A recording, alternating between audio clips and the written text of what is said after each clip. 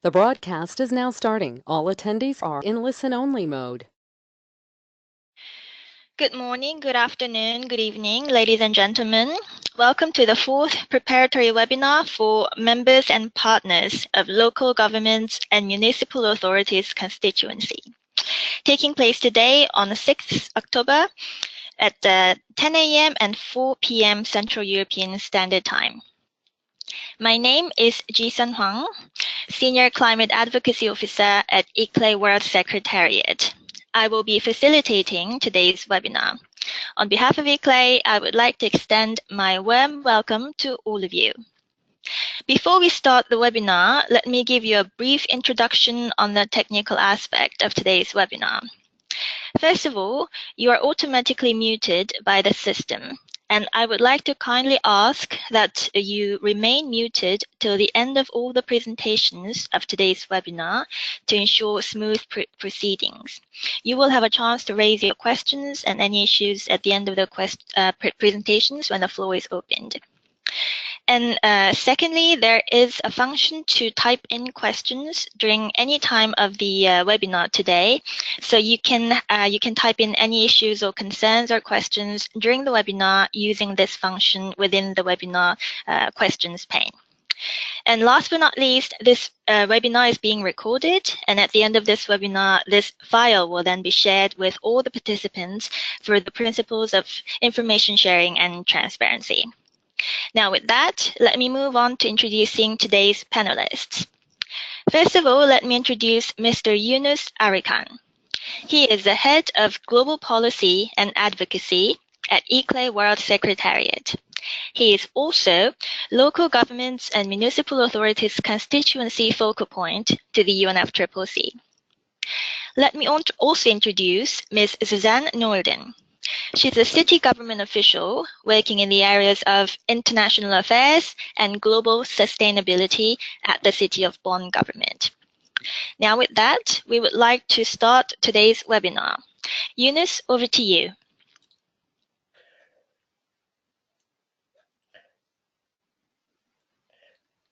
Thank you, Jisun. It's a great pleasure, and I also join all my colleagues in welcoming all the participants. So in the next hour, we would go through the latest updates on our preparations towards COP in Bonn, which is just 30 days to go, and we're all excited, and we would be happy to take you through how much we have advanced in our preparations. So today's agenda includes the latest updates since the last time we had our webinar on 29th of August. Susanne will take us through the latest preparations of City of Bonn in terms of welcoming the COP delegations to Bonn. We will have a brief overview of what is or how the negotiations will take place in the official negotiations agenda. Then we will spend most of our time in focusing on our agenda of local and regional governments, taking you through the dialogues, an overview of 2 weeks. Then we will focus on the summit on the 12th of November and also updates on the Cities and Regions Pavilion. We will then conclude with the list of upcoming events and deadlines that will be in the next couple of weeks ahead of us. So with this, let's recall our last webinar was on at the end of August, and we were all aware September will be a very busy month, and as expected, there were a number of outcomes, a number of announcements. If we can recap, the month started with an important meeting in the UN. Secretary General and the President of the General Assembly had a 2-day meeting on the review of the UN Habitat process or institutional engagement in the new urban agenda, how to take it forward. It was a political debate, and it was together with member states and the delegations of the Global Task Force. So it was important because that was also an opportunity for local and regional governments to interact with the ongoing or evolving agenda on the UN reforms, especially UN Secretary General is leading this, and the whole climate architecture and its relation to climate agenda and sustainability agenda, and how urban development and as well as local and regional governments can be part of this was a key topic. And we will continue especially these discussions since climate change is a leading agenda, we will continue to have this interactions with the Secretary General's office in Bonn, in Fiji, and in New York. So that was important. We had the Climate Change Summit. In the second version of the summit was held in Agadir, and this was concluded with Climate Change Agadir Declaration of Climate Actors, which was including a number of innovative ideas and strong positions. It was the largest meeting of non-party stakeholders collectively. On the same date, there was another intergovernmental process, the Conference of the Parties of the Desertification Convention. Was held in Ordos, China, and this had also a roundtable of local leaders with the ministers, and the mayors of Strasbourg, Bonn, Kalimane, Ordos, and Dori attended this event, which was a good opportunity to bring the debate on especially land use, urban-rural linkages, food and water security, and also climate change. So that is strengthening our efforts to have multi-level and holistic approaches. And of course, throughout the month, the biggest outcomes came during the Climate Week in New York City. It was at the same time high-level dialogues at the heads of state level of the General Assembly of the UN, but as well as numerous actors have gathered in terms of their latest updates on climate action. There were really a busy agenda. Of course, we will not highlight here in all those events that took place, but those that are most relevant for us, if we can summarize, the Marrakesh Partnership Leadership Network is launched, and it had its own first inauguration meeting, and we are happy to have a number of mayors and governors being part of this process. Mayor of Bonn was personally there, and it is important because this shows the institutionalization of Marrakesh Partnership, and of course more updates will be shared in COP in Bonn. But we are excited that this technical meeting on this climate action is connected to political leadership with members of the UNFCCC as parties, as ministers, but also political representatives, highest level leaders of civil society, business, and of course local and regional governments. During this week, the COP23 presidency, Fijian government had numerous meetings, numerous consultations with constituency focal points. And NASCA platform also had a consultation with the data providers, where we as ICLE had participated actively in both of these sessions. During the week, the executive committee of the 2018 San Francisco Global Climate Action Summit was announced. It will be co-chaired by Governor Brown of California, Michael Bloomberg, UN Special Envoy, and Patricia Espinosa. And there is a delegation of 6 organizations and representatives, and the voices of local governments will be communicated by Mark Watts, the CEO of C40, where we are happy to stay in close collaboration. And this was one of the outcomes that is important for us. During this week, an important announcement came. Nicaragua said that they are joining the Paris Agreement. It may be as a one country, of course. What is so unique about that? Nicaragua was the country who was concerned in the way the Paris Agreement was drafted and adopted, and they had in multiple platforms expressed their resistance or concerns, or even in some forums they were blocking many of those decisions related to Paris Agreement. But seeing some nations even making much negative response to Paris Agreement, they, I think, changed their mind, and they said that, okay, it is better to be part of the global family and correct what is missing in the Paris Agreement, but rather than staying outside and being among those who are rejecting Paris Agreement. So there is only 2 countries left now who is expressed that they are not ratifying or joining the Paris Agreement, and that shows the true universal strength and capacity of the Paris Agreement, where is now the mission is to roll it out all around the world in every jurisdiction and every corner of the world. So this is where we had been engaging ourselves over the last couple of weeks. If you now focus to the next agenda, which is Bonn, I'd like to give the floor to Susanne Nolden to take us through the latest preparations of the city of Bonn, how to welcome the participants of the COP23. Hello everybody, Bula Vinaka. Well, it is no news that the conference in Bonn will be a one conference, two zones principle. We have to distinguish between the negotiation zone, Bula, which will be in the World Conference Center Bonn, in the UN campus, and the surrounding area with temporary structures on a huge meadow behind Deutsche Welle's broadcasting. Then we can have a look from the air on a simulation of the future Bonn zone, which will take place in Rheinauer Park in a huge recreation area with 35,000 square meter temporary structures. This will be a very action-oriented area with country pavilions, party pavilions, and side events of all kinds. If you have a look at the next slide, you will see it's not far away from each other. It's about 20 minutes to walk, and there will be shuttle buses running from the new UN campus railway station on the left of the image and covering Bula zone as well as Bonn zone. Next slide, please.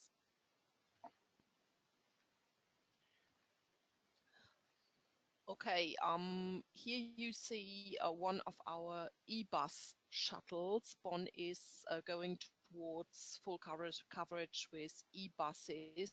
We hope to achieve that until 2030. And an aerial view of the World Conference Center Bonn.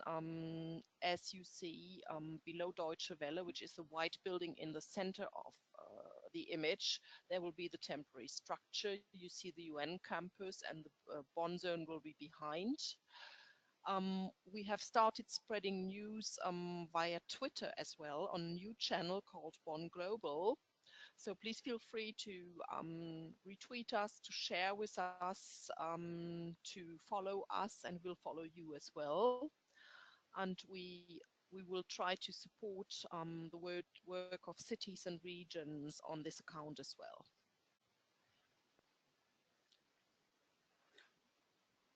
Okay, an important topic for all of you is services and accommodation. I already talked about bus shuttles. Accommodation is led by our Tourism and Congress Office, www.bonn-region.de.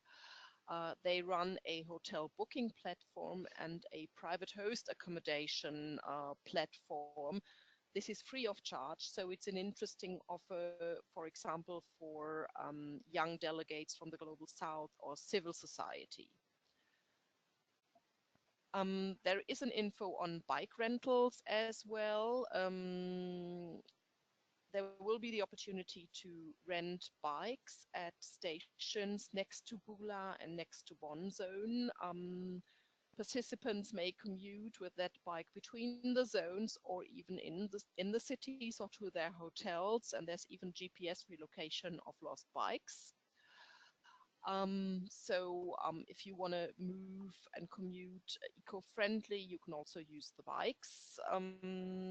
Otherwise, there has been quite a lot of services being installed together with UN volunteers. For the first time, the city of Bonn is cooperating with UN volunteers to recruit and manage volunteers during COP in the sessions and outside the conference zones to welcome and assist participants. Well, that's an first overview, and for the next slide I should hand back to Yunus, because that one's on the official COP23 agenda. Yunus, please. Thank you, Susanne. So this is the logistical preparations mainly, and in terms of the political agenda, this slide is this has not changed too much from the previous slides of the webinar, or the slides from the previous webinar.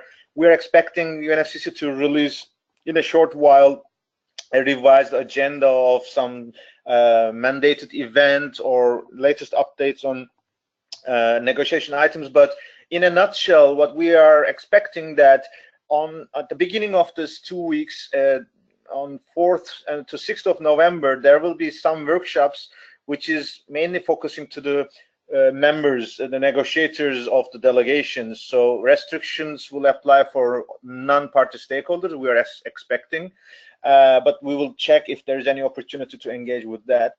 On the Monday, 6th of November, official openings of the negotiations will start.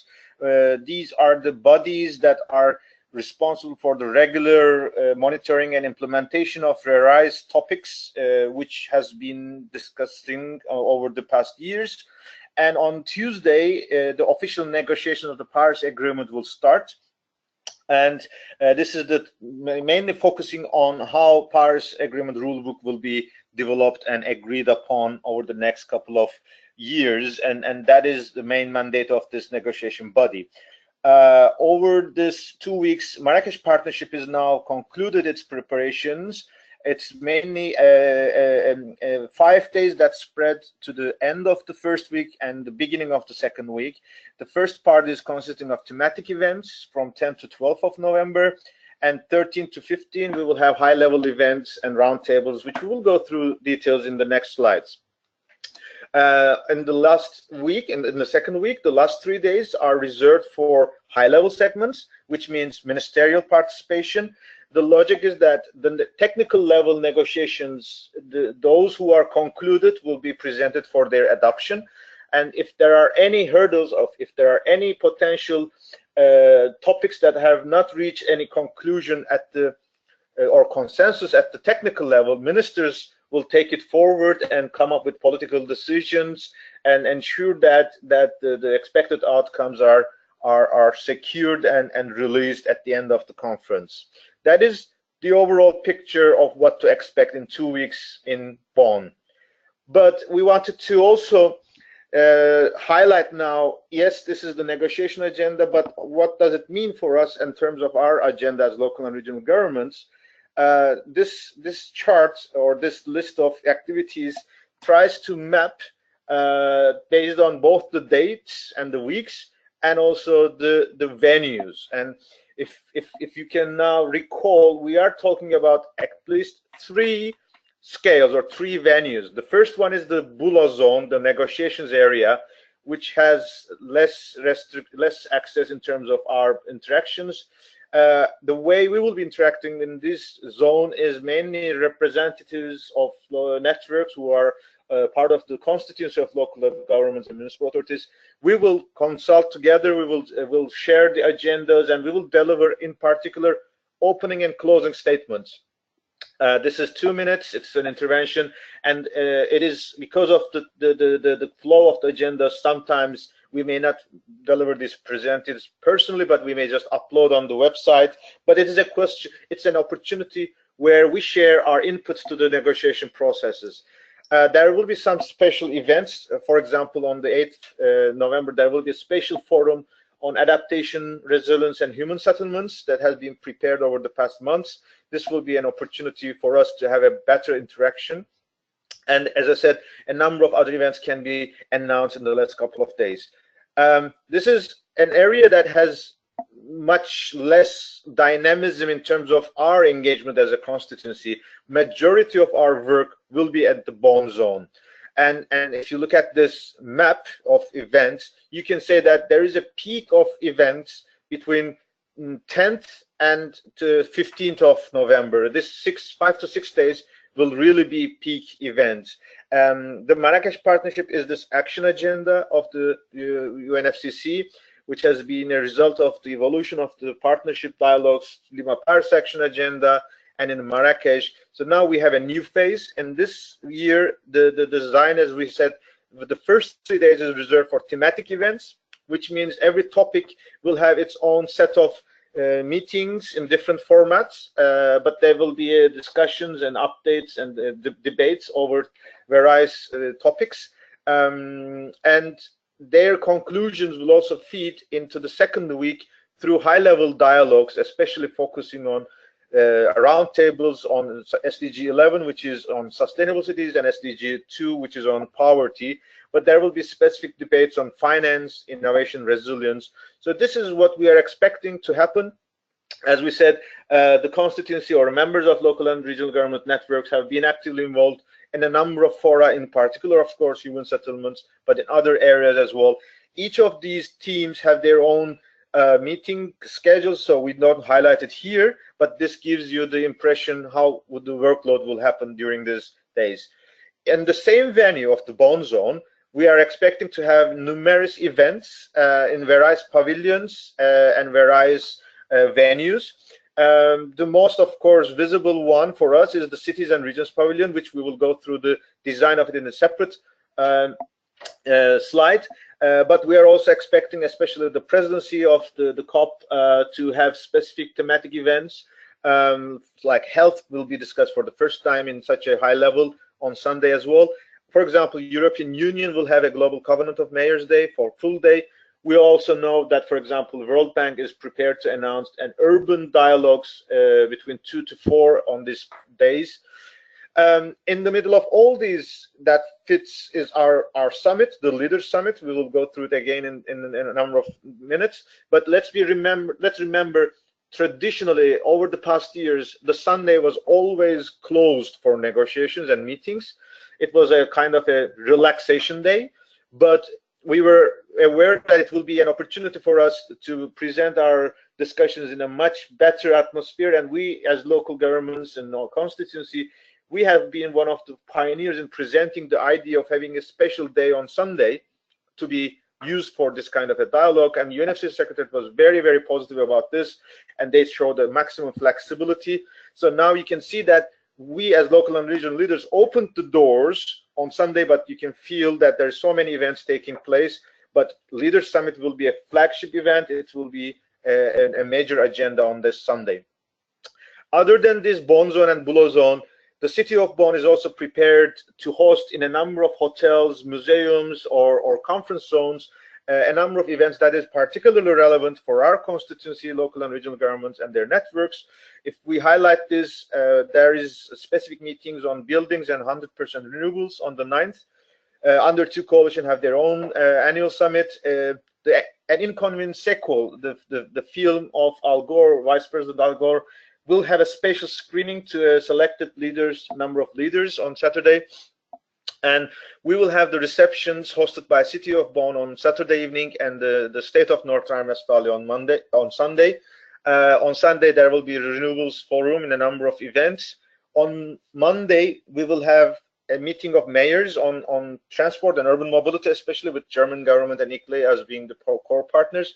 In the evening of Monday, we will have a low emission solutions dialogue, which is a continuity of our initiative with WBCSD, SDS, and ICLE.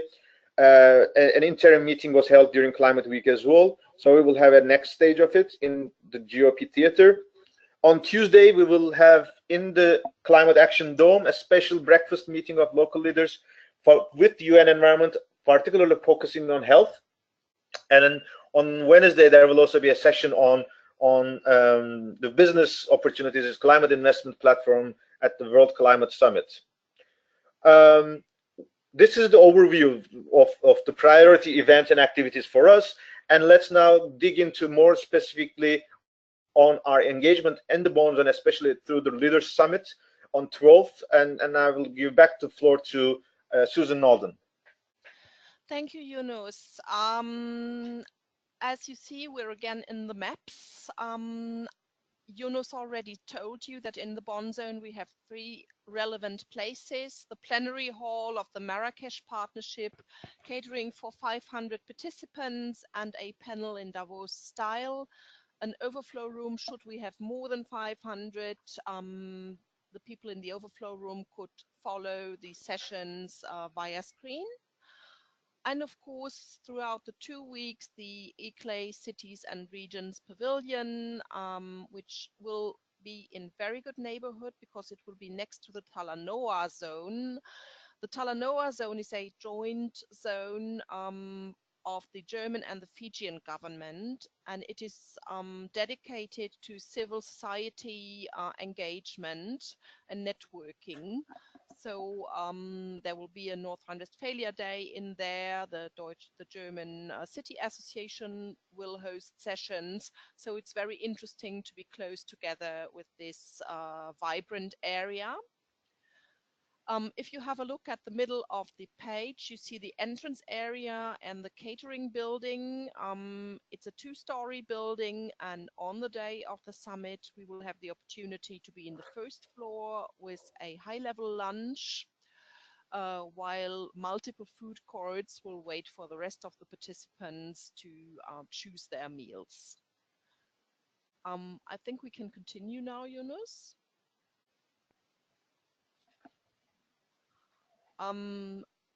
Already at last webinar, I took you a little bit through the program. Again, I recall that the summit will be framed by two high-level sessions, opening and closing.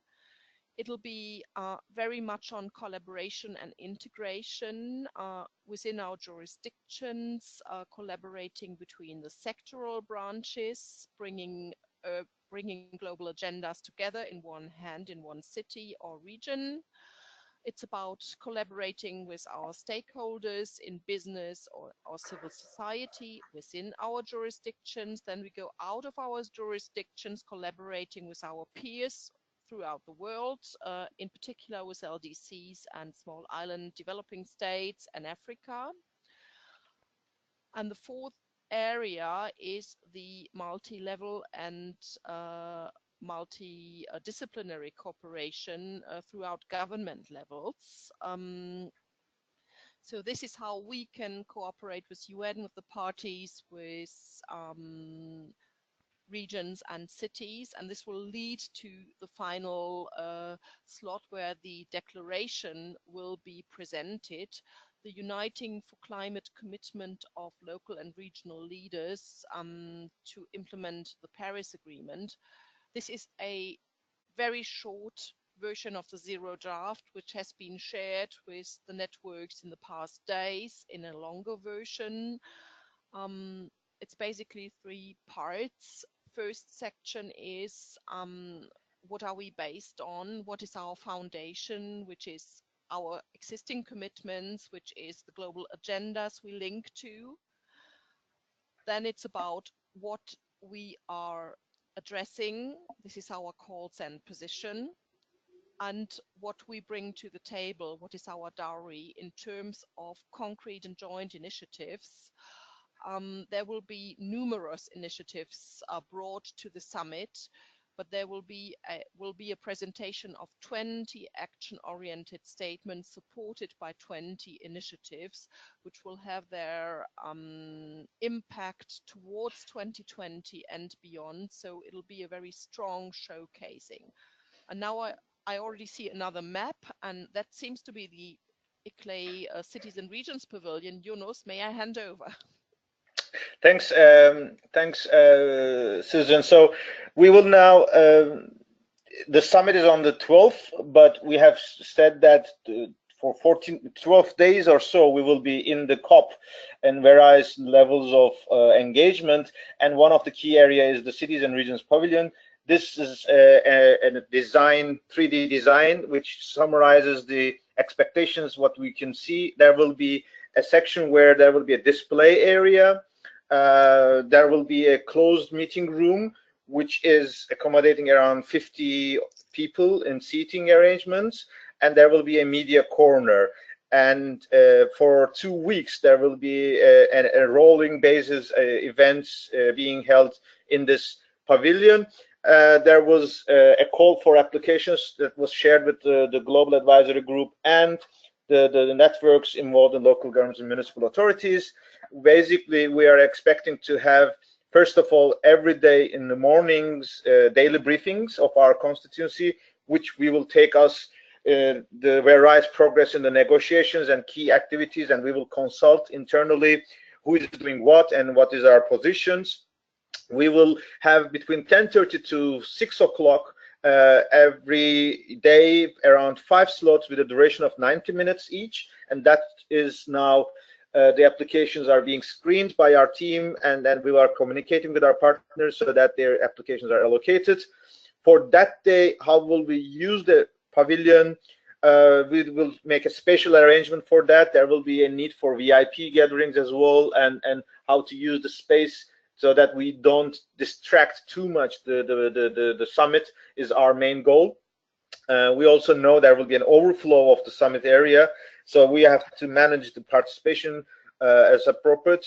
We also are in touch with the UNFCCC Secretariat so that we can manage to highlight these events taking place in the Cities and Regions Pavilion in the agenda of the UNFCCC side events list, and vice versa. For days that do not have too much applications or too many events, we are exploring maybe we can offer this to other stakeholders, those who are not necessarily networks of local governments or local regional governments, but still doing a lot of good stuff on local or urban development, so that we can also hear and listen and interact with them. So that is how the pavilion will roll out. And in fact, we are coming to the end of our presentation so that we can have a question and answer or discussions on various topics that was presented here, or any points that we missed. You're free to address this. But as we said, this is the last 30 minutes, 30 days. We are in the last, let's say, 100 meters of this exciting marathon. And over the next couple of weeks, we will have mainly some deadlines. Around mid-October, towards the end of the next week, we are hoping to release declarations revised version based on the inputs we will receive from our partners. We are expecting to release the agenda of the Cities and Regions Pavilion so that you can track which event is taking place and who is hosting it and what are their conditions of participation, because we know some events may be restricted by invitation only, by spatial audience. So we will respect to this priorities of the partners. In October, we will have a meeting in Malmö where City of Malmö will focus on oceans and is a continue of the ocean conference, but they will also be working in terms of our initiatives with small island and coastal communities that we are advancing to be announced at the COP, and Malmö will be one of those partner cities joining us in this presentation, in this initiative. Fiji government, in the capacity as the COP23 presidency, they will host a pre-COP, which is a couple of days of intensive dialogues among ministers to go through the expected agenda so that they inform each other and they have a basic consensus. But as a tradition, they have a one-day stakeholders meeting, and this time it is called Partnership Days, and there will be a strong engagement of local and regional governments as well. We're expecting to have the mayor of Penang Island, Maimuna Sharif, and there will be a video address of Governor Brown of California, who is the States and Regions Special Advisor to COP23 presidency. 16th of October, let's not forget, is the deadline for cities IPCC submissions. We will also have another discussion during this COP in this Bonn event, especially how to make use of the cities IPCC as an input to our long-term efforts. And on the 19 and 20 in Seoul, there will be the OECD Mayors Forum. It will also be focusing on both inclusive cities, but also climate action. Numerous announcements will come up, and the results will also feed into the COP in Bonn. 23rd of October for us is the deadline for summit registration. Let's remember, we have to make sure that all those who want to follow the summit, they have to have an accreditation to UNFCCC. The organizations who are accredited to UNFCCC, they have their own delegation badges, and we are making a synergy so that all those accreditations do not overlap, but we make sure every interested individual is participating as appropriate. Of course, there will be some restrictions if their capacity is exceeded, so we will give priority for highest level of political leaders, and there will be overflow rooms. But we have to manage this registration in collaboration with all our partners. On the 26th of October, we will have the 5th webinar. I guess this will be the time where we can have most of the updates so that we can be ready, which is 1 week before the whole UNFCCC start in Bonn. And on the 31st of October, official delegation lists are closed so that all registrations are done to the UNFCCC system. I would like to conclude once again, especially to express our deepest appreciation and heartfelt pleasure in collaborating with all our partners, endorsers, especially City of Bonn and State of North Rhine-Westphalia as the co-hosts, the German Economic Development and Cooperation Ministry and German Minister of environment for their significant support.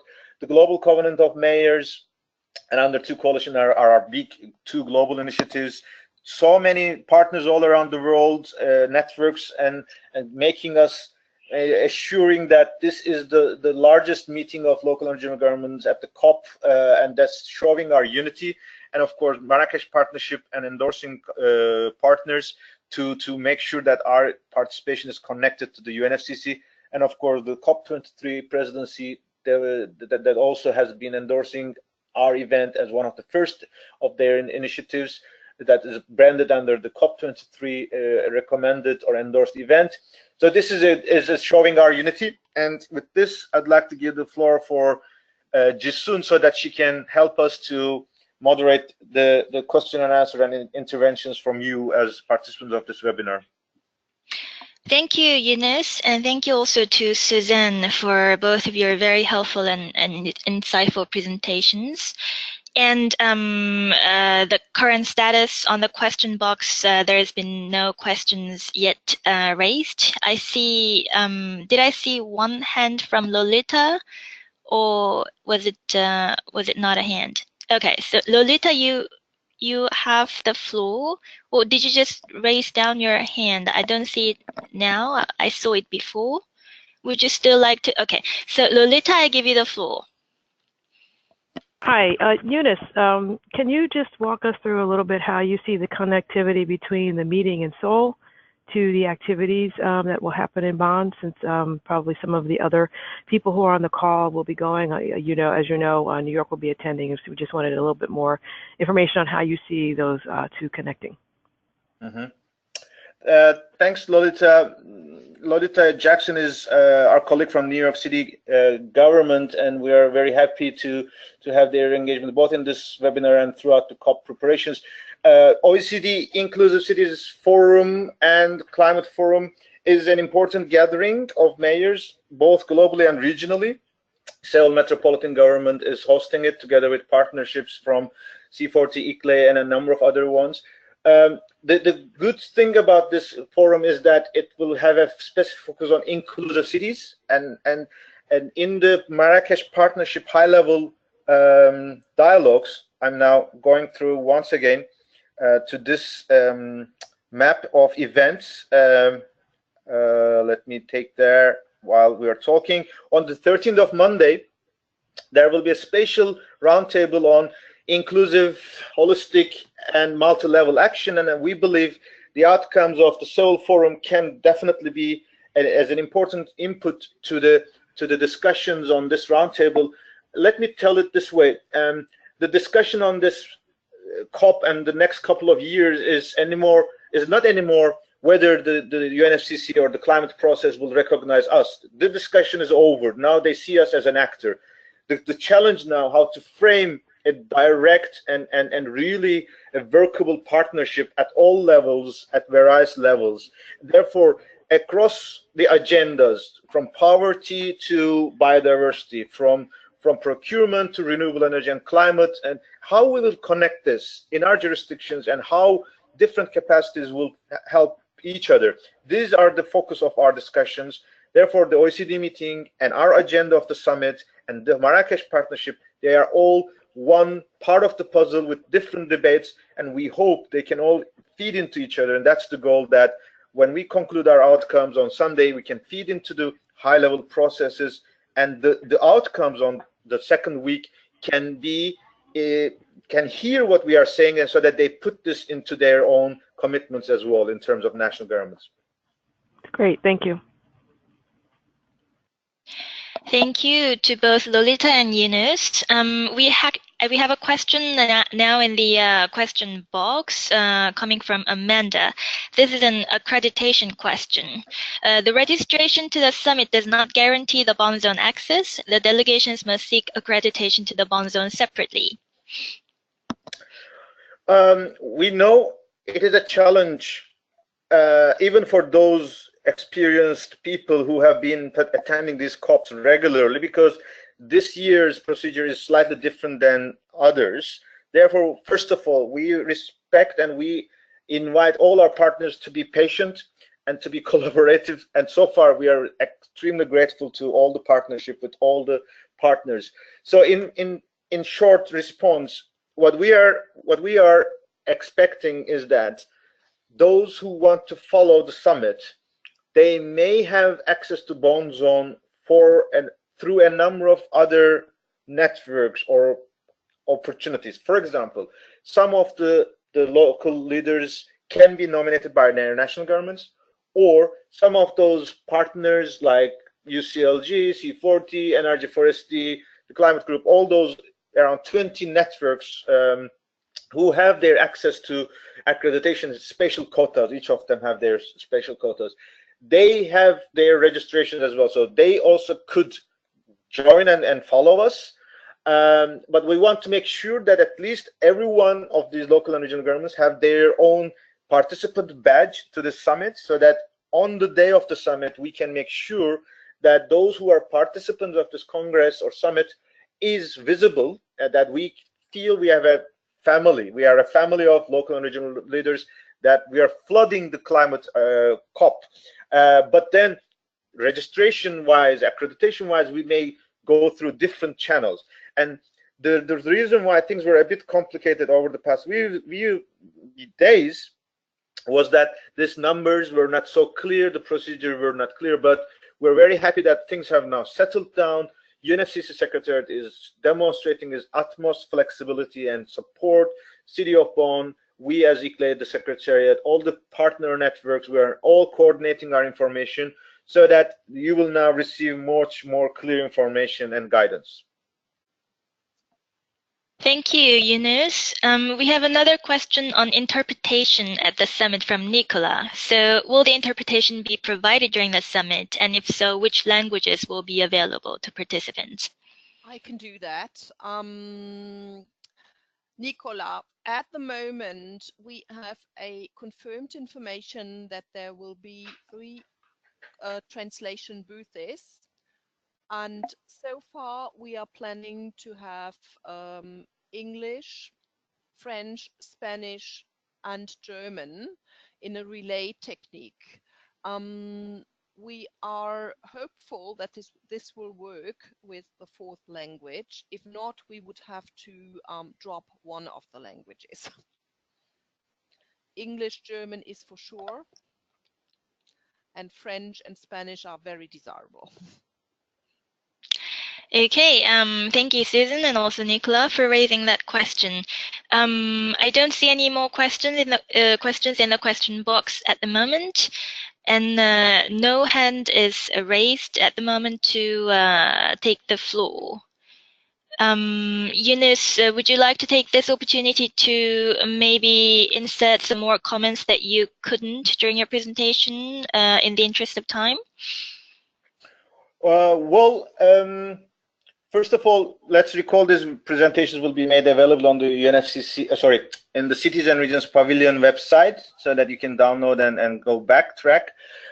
We have certain deadlines from our partners, especially providing their initiatives to us, as well as inputs to the declaration, so that we can advance with the revised version, so that we can make it available. Let's recall this webinar is open to public, so therefore we didn't share all the details, but the members of the LGMA constituency and our partners in the Global Advisory Board have received much more details. We are advancing a number of clarities on the pavilion, so let's stay tuned. And other than that, that we are excited to welcome at this big dynamic activity, and in that sense, I think we should all be proud that when it is the time to unite, the local and regional governments have already taken the leadership once again, and this is, I can assure you that this is really well received by many of the like-minded parties, those who want to advance, and in particular the COP23 presidency, where they started this year with this process of grand coalition. I think they are very excited and very appreciating our efforts and demonstrating a maximum support.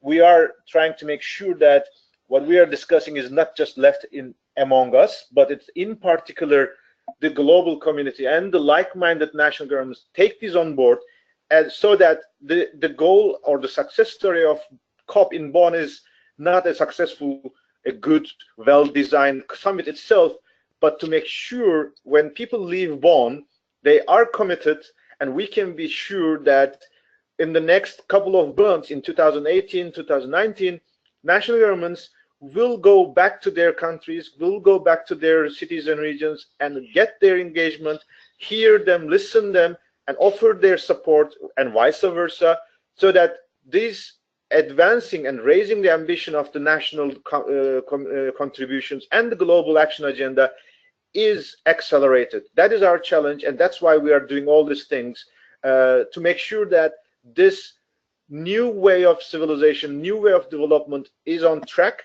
it is accelerated, and it is widely spread. And that's why the meetings are having a purpose, and this purpose is real, and we are very excited that this will be a good milestone.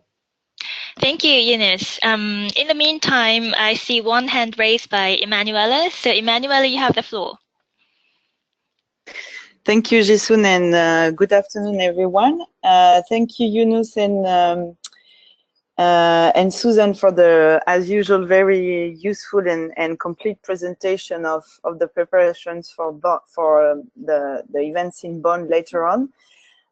As we have a few more time, I just wanted to take this opportunity to make a quick report on the consultation by COP23 presidency that was held in New York City during Climate Week, in which I participated on behalf of LGMA.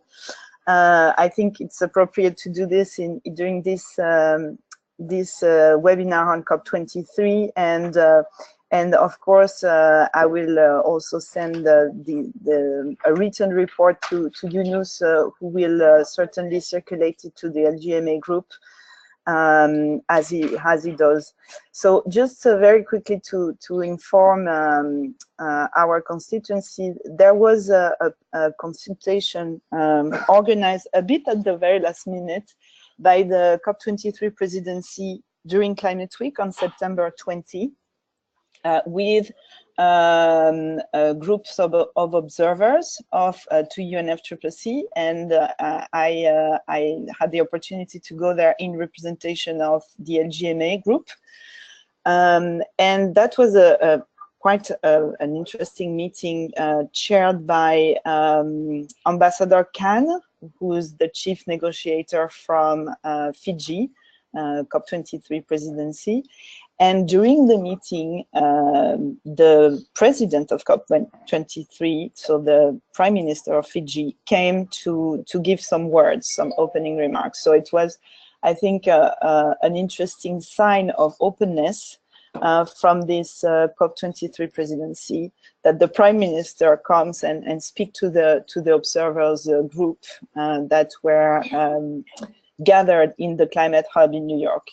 The participants of the meeting as such were representatives of the different constituencies, most of them from civil society groups, because this happened precisely in the Climate Hub, which is a space being facilitated during Climate Week by CAN, Climate Action Network. And so the organizations from civil society were quite present. There were also representatives from the gender women group, and research group was there too, and I think indigenous people and some others. I don't have the full list, but it was quite well attended. So in terms of what the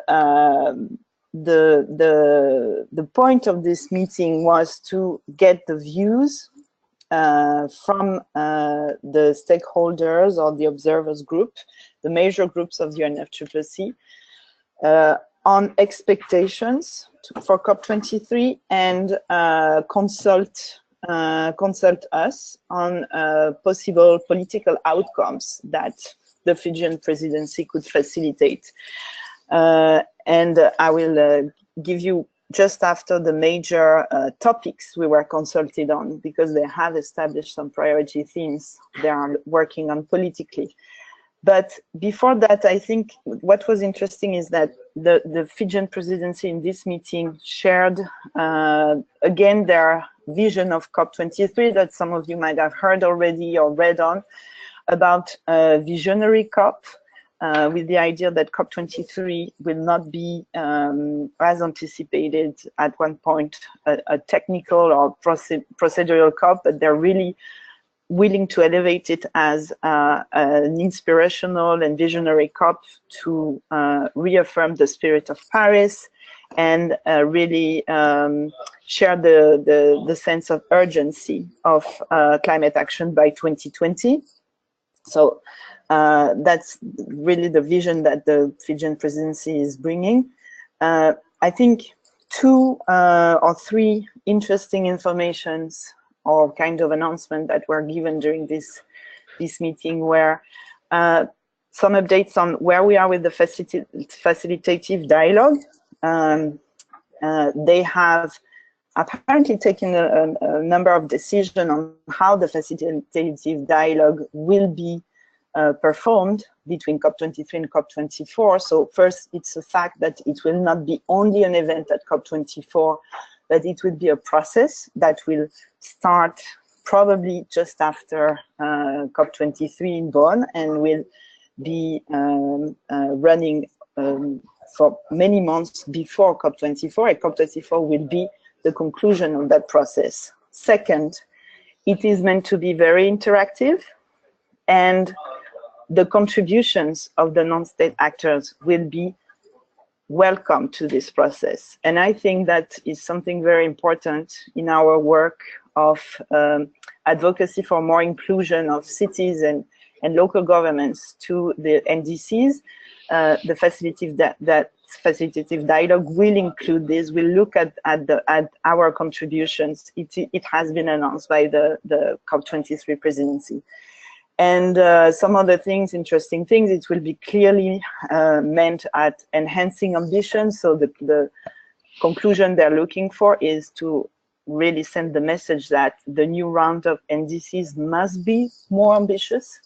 And also interesting tip on the methodology they're going to use, not only the facilitative dialogue, by the way, but in general in all the COP23 events and processes is and negotiation is what they call the Tala Noa methodology, which is a way of discussing in the Pacific that they are interestingly extending to the international negotiation area. One other thing that was in the agenda, but unfortunately was not really discussed during this meeting, but I think we should pay a lot of attention to that, is the concept of ground coalition, which I understand will be potentially one of the announcements that the COP23 presidency will do in Bonn, and it's the idea that the new form of the high ambition coalition will now include non-state actors. So we have to pay attention to this and see how we can be sure to play an important role there. Finally, we were formally invited to attend pre-COP in Fiji. So I'm just telling you, I think it would be helpful to know if someone from the LGMA is planning to go. That's in October 16 to 18.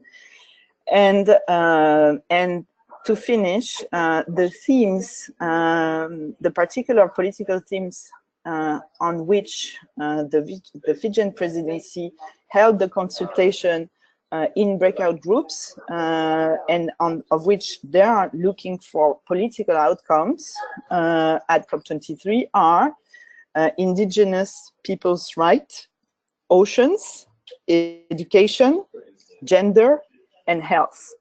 So during the meeting, we were divided into different groups, and we were asked on a multi-stakeholder basis to provide input to those different topics. So I was, I had to choose to go to one place, and I chose gender. As you know, as it's now a topic that C40 is looking at quite intensively through the Women for Climate initiative. And so I throw some ideas on what we could do to make cities more visible in the gender action plan that UNFCCC is preparing to be presented at COP23. Unfortunately, as I was alone, the LGMA didn't have representation in the other groups, but I think there is still room to contribute to the consultation if you're interested, to bring some particular input on those topics. We can certainly, between Yunus and I, receive them and send them to the COP23 presidency to close the consultation process. Thank you. Thank you, Emanuela, for the updates on the outcomes of the incoming presidency consultations during the Climate Week New York. And in the meantime, there's been one more question raised by Nicola on the side events in the bond zone. When will the information on the side events in the bond zone be released by the UNFCCC? That's the question. Hi, Nicola. Officially, the list is available. There can be the link we can share, and there will be certain new section of the UNFCCC process in the citiesandregions.org website. The difference is that the UNFCCC Secretariat is still consulting with internally and also the organizers of pavilions like us, whether we can accommodate their lists of events that were not fully allocated or they're still looking for space. Therefore, I think the full list will be announced probably next week. But at the moment, those who are confirmed are available on their website, but you don't find the exact time and the location. And there is a certain number of events who are on the waiting list, and depending on confirmation, all those who have not been positively responded can be included as an event to be taking place. For example, we are trying to host some events in the pavilion to the extent possible as well. So I think this existing confirmed lists are there, and the new ones, and including the venue information, is coming soon. Thank you, Yunus. We have addressed all the questions in the question box, and I see no more hands raised. Unless, Emanuela, do you have any still other comments you would like to address? I still see your hand raised.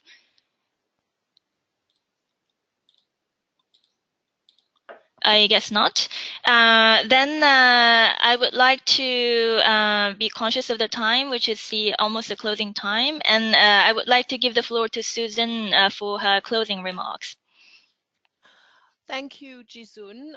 And first of all, thanks to the participants for their patience and contributions, in particular for that interesting briefing made by Emmanuel from the New York Climate Week and the meeting with the presidency. Very curious to learn more about this afterwards. So at this point, we're looking on the really run up the last 30 days towards COP. In the middle of this time, we will meet again on the 26th for our next webinar, and I can just say Bonn is very, very optimistic and very excited to host this COP and to collaborate with you and the LGMA during COP. Thanks a lot. Thank you, Susan. And Yunus, over to you. Any other additional remarks that you would like to have as your closing comments? No, we also would like to thank Emmanuel for her inputs, and any further questions could be communicated to the summit coordination, cop23.bonn@iclay.org, and we will keep you informed about the latest updates, and the citiesandregions.org will be coming much more active, so we invite you to follow that track as well. And well, very warm day and evening and night to all of you, and a nice weekend to all of you. Thank you for your facilitation as well. Thank you, Yunus. Now with that, I would like to thank all the participants in the audience for your taking part in our webinar today. And until we see each other for our last webinar on 26th October, we will keep you updated through other channels of communications, as Yunus mentioned. Now with that, I pronounce that this webinar closed. Thank you all. Thank you, Jisun. You're welcome.